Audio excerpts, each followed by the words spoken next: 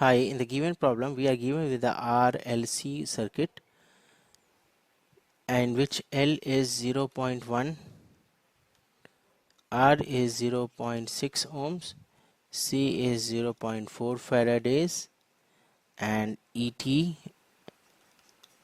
is the voltage is 60 volt. So initial charge in the capacitor is 0 coulombs and the initial current is 7.5 ampere. 7.5 ampere is the initial current. Let's call this as I naught. So we have to find the charge at T. So we are given with the initial problem that L d square q over dt square plus R dq over dt plus q over c is equal to the total voltage. So now Q0 is equal to Q0.